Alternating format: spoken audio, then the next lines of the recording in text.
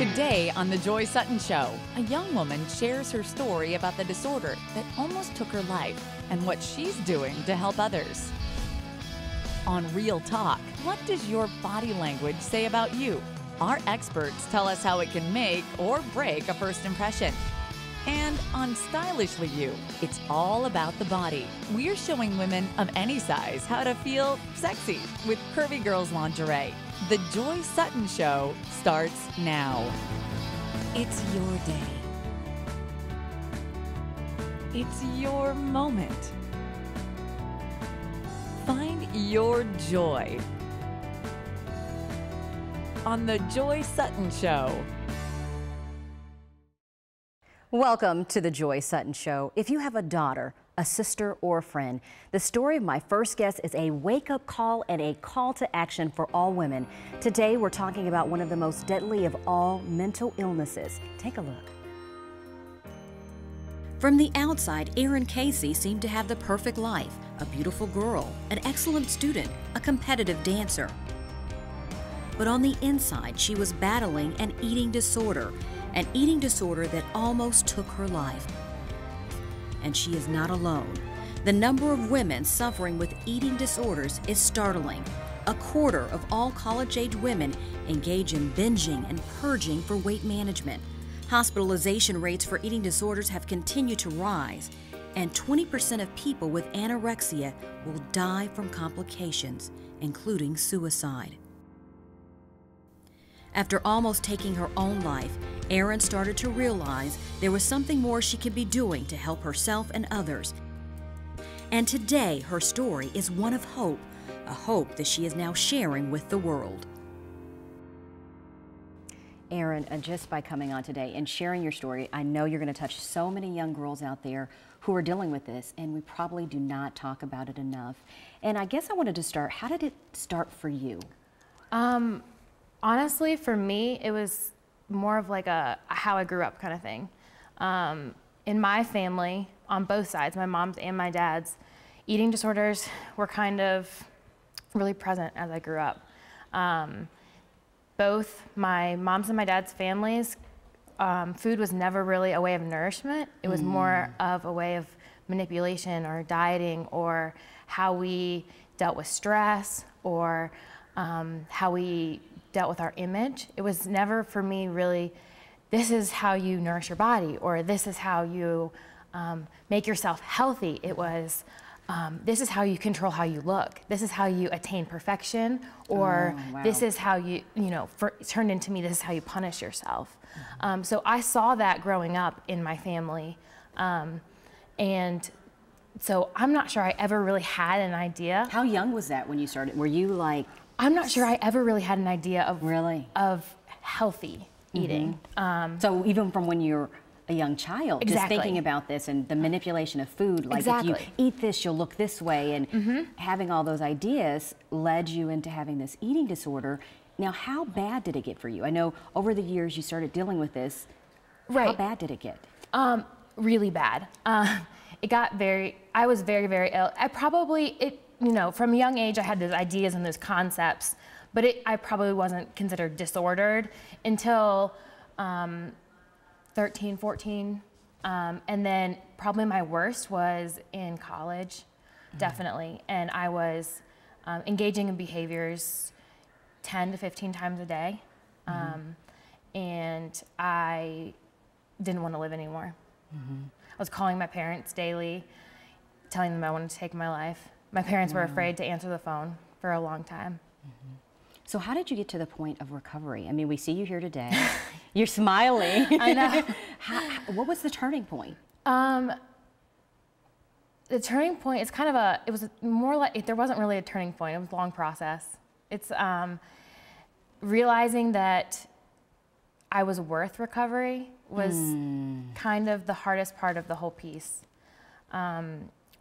Understanding what the pain was and realizing that I didn't deserve the pain, and then realizing I was worth the recovery, I was worth the hope. And that happened by realizing I wasn't alone. And for me, realizing I wasn't alone occurred in the hospital. And you think about it, there are so many young girls who are dealing with this right now, and just sharing your story, you are sharing it with the world in hopes of giving people more inspiration and hope. Is that one of the reasons why, I know we're going to get to that in our second half hour, about what you're doing to reduce the stigma towards mental illness, but why do you think it's so important that girls like you speak out and tell the young girls who are watching this that, hey, this is happening, you are not alone? I felt isolated in my disorder. And for the longest time, I didn't know what was wrong. I thought, I mean, in society, we are taught, just like in my family, because my family issues with food go way back. It's not just my immediate family. It's not just, you know, with one generation. It goes way back, but it's ingrained in society. That beauty and looking thin are the way to be, and now that you're saying, hey, we need to let girls know that this isn't okay. Right, and with that, I mean, the diet industry is huge. And through that, we're taught that food is a way to manipulate our image, and it's all tied together. And you have so much information. We're going to come back with you because we want to talk about how you're changing lives and sharing your story with people all over the world. We'll be right back.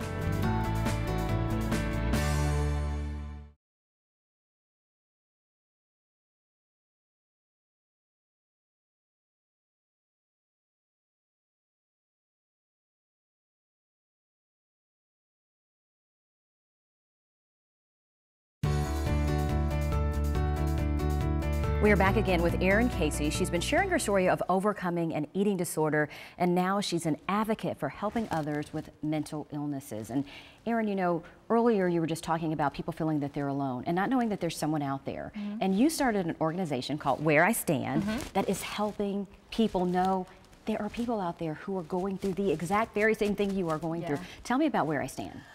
Where I Stand started as an event, actually, right here in Roanoke. But it has kind of expanded into this kind of campaign. And it's not just eating disorders, but our biggest eating disorder campaign was Purple Love.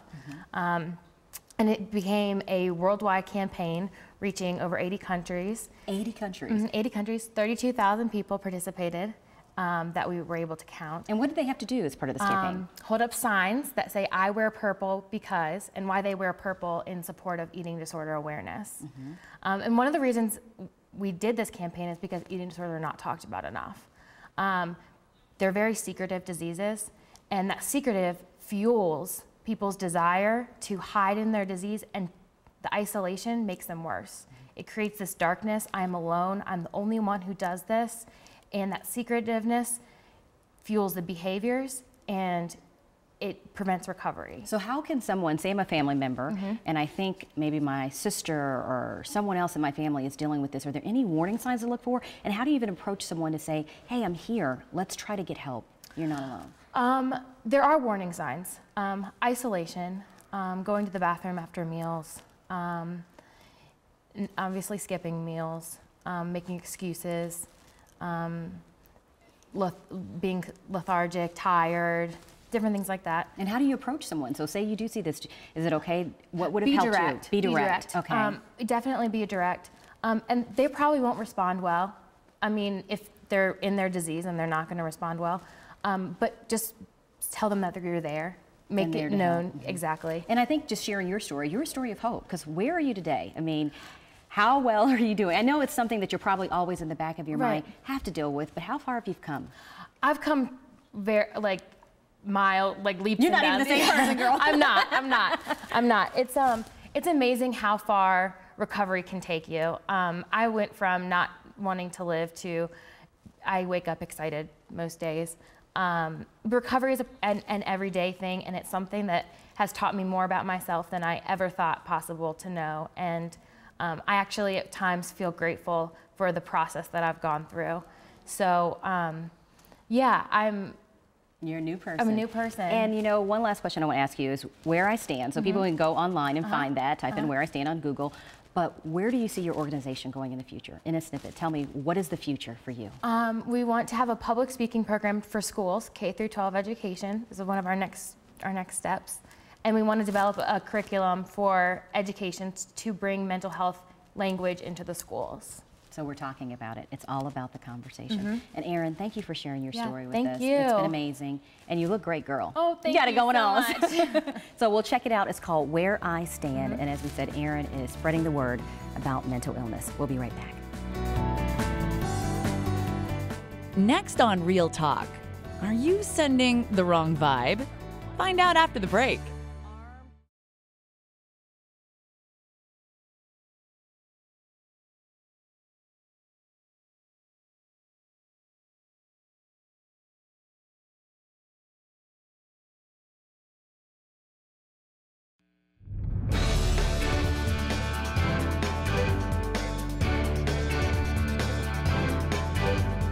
Today on Real Talk, we're joined by Kathleen and Kathy, two of our experts on etiquette. And ladies, today we're talking about body language and that first impression.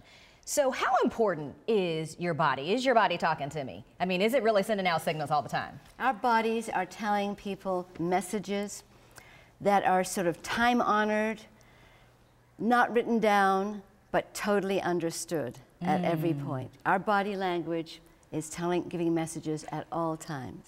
So Kathy, I guess you have to be really careful because you may not realize the signal that you're sending off. Absolutely. You can say one thing and your body can telegraph the opposite. And people are so sensitive to what they see that, you know, it's very easy for them to tell that it's not sincere. Oh, so you got to watch it. And we have some photos we're going to show, and we're going to take people through some different photos to say, what are we really saying? Now, this is the classic, the handshake. What are you saying when you're doing the handshake? How should you do that? And give us some pointers. Well, a firm handshake is going to project confidence, and it's a positive introduction to that person, that you feel good about yourself and you are businesslike and ready. What about, Kathleen, I wonder, standing too close? Because we talk about the firm handshake. Should there be a certain distance if you're too close? Well, or? in our American culture, we don't stand too close. We stand about a handshake away. Okay. So about 18 to 24 inches away. In other cultures, they stand much closer. In the English culture, for instance, which is, you know, we share the language, but they stand much further away. And speaking about body language, eye contact is important there. But in some cultures, eye contact is very, very intense. So it just depends. In ours, it's less intense. Okay. The English, for instance, they don't look at you very often when they're speaking. They look away, like I'm looking away from you, but then they look back, and that sort of indicates like it's your turn. It's your turn. Well, we want to move on to our next picture, arms crossed. This is arms crossed. What are we saying with arms crossed? Is that confidence? It can be confidence, but it's also projecting that you are closed off to the ideas that the other person is, presenting. So closed off. Okay. Yes. Well, let's move on to our next picture. We have open hands. What does that say? Should we talk with our hands and be open? What are we saying there, We're being open. We're being open to new ideas. We're being open to new people. We're non-threatening. This is a non-threatening gesture when you open your hands. So we should try to do that. So when we're talking in business or something, that's a good idea. That's right. Business touching. That's another thing I want to talk. We have a picture there. Is it okay? What are we saying when is it encouraging, or should you never touch in business? Is that a no-no? It's a really delicate fine line there. Absolutely. Because, for instance, when I saw Kathleen today, she put her hand out as I went to embrace her. So it's your perception. It's your perception Did you not of love that her? person. No, As I say in my seminars, handshaking is the only acceptable form of touching in the professional world today. Oh, interesting. Yes. Well, lastly, we want to move on to hands on the hips. And you know we do this because, ladies, we like to put our hands on the hips because we're saying something. So what are we saying with our hands on our hips? Well, I think what you're saying, hands at the hips, I don't care what you're saying. This is my opinion. Okay? I agree. You're kind of sassy. You're not really feeling accepting. You're getting your body stance ready for actually a fight. That's exactly right. Oh, goodness. So if you put your hands on your hips, you're preparing for a fight. So any last advice for people? How quickly are people forming opinions when they're meeting you? I mean, is it in the first 5 minutes, or how much time do you have to make that first impression? First 5 seconds? Absolutely. So no hands on the hips. We want to be open. We want to be open. And smile. Yes. I guess smile? We got a good smile, good eye contact. Good eye contact. Absolutely. Okay. Smiling is all important. Smiling is all important. And we're making a great first impression here. Now you need to give her a hug. No. Okay, I will. Okay, thank you, ladies, for joining us, and we'll be right back. Up next, looking sexy at any size. The leopard. Yes, Kittylicious. Check it out again. It's called Kittylicious? Listen, check it out. We'll show lingerie trends for women with curves.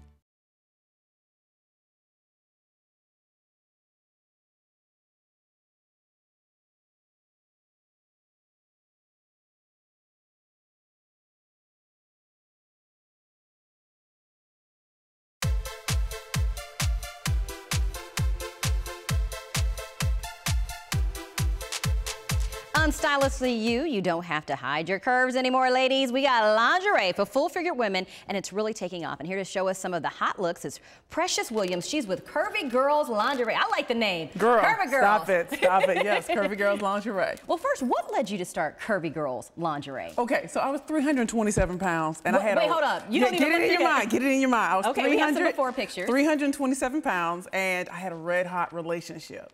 And when you have a red-hot relationship, you can't go to Victoria's Secret, and you can't go to all of these other lingerie stores that if you're a smaller woman. So instead of just talking about it, I was like, I'm going to start a company that celebrates the beauty of curvy women. So you were 327 pounds here. I was 327 pounds. Look at me. That was on MSNBC. Yes. Wow. Yes. So look at you now. So you said, we need to create some lingerie for the full-figured woman. Yes. And you did that, and it's really taking off because we have a lot of women out there who are full-figured, and we have some photos first that we want to show of some of your different styles that are out there. Okay. So we're going to look at those. Tell me about the style. Yes, that is Emerald Envy. Girl, if you want to glitz it up, Emerald Envy is in season, it's on trend, and it's a perfect color to really set off the curves. And so are we really accentuating, or are we just concealing, or what do you consider your lingerie? I like to accentuate the curves. I'm not into hiding anything. I want to accentuate the curves and focus on the curvier parts of your body. So you can be curvy. And then we have the purple. Woo, that's kind of hot. Yes, it is. And notice the color. It's royal, and it feels like royalty. And I want women to wear pretty colors, not black, beige, and white. Because we think when we're heavier, you're like, I'm going to wear black. This is going to cover it all up. Yes, and that's horrible. It's like, no, show it off with color, girl. So I'm all about colors. Okay, well, I really like that. What's the largest size that you have? 3X, 4X, and that can fit a woman up to a size 32.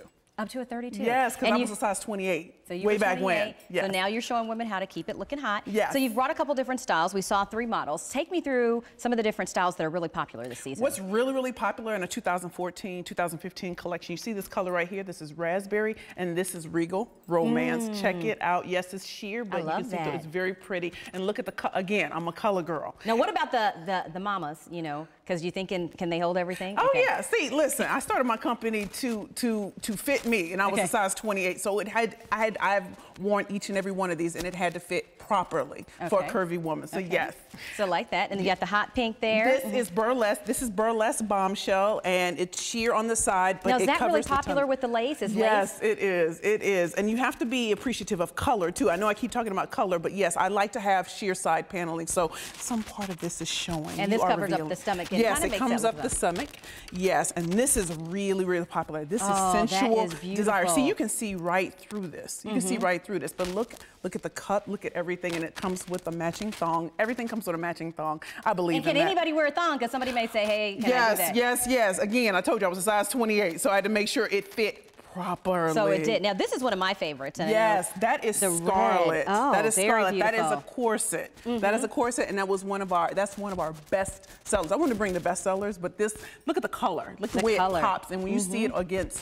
And you're sending a vibe to them when you see it. Yes, I am. Now, one of my last favorites, because I know we're almost running out of time, is the leopard. Yes, Kittylicious. Check it out again. It's called Kittylicious? Listen, check it out. Check it out. Side paneling, but yes.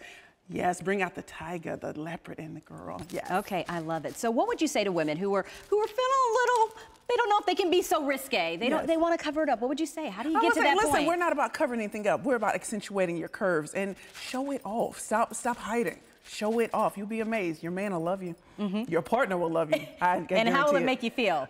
Beautiful, girl. So when you when you were your size 28 and you wore one of these outfits, what was your? There was no complaints. Do you hear me? Never been a complaint. Every man, never been a complaint. It was always off nicely. Okay, we love it. You are Curvy Girlz with a Z. Curvy Girlz with a Z for urban flair, young, hip, stylish. Okay, we love it. And thank you for giving us some advice on how to look sexy at any size. So you heard it right here on the Joy Sutton Show. We'll be right back. Thank you.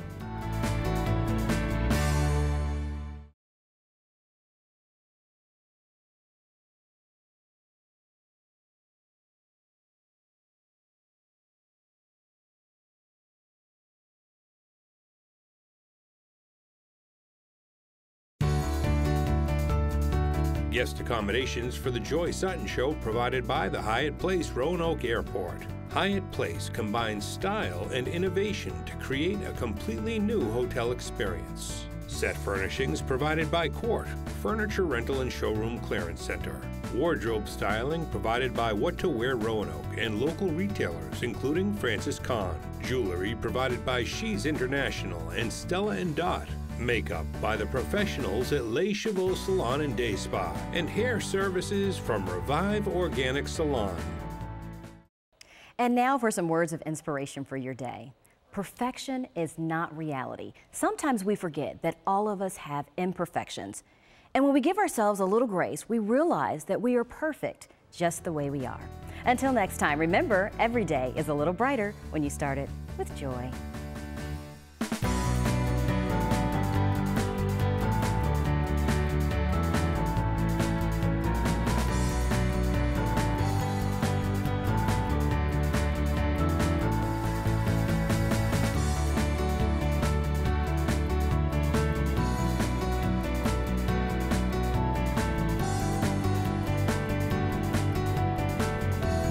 The Joy Sutton Show is a production of Sutton Impact Media.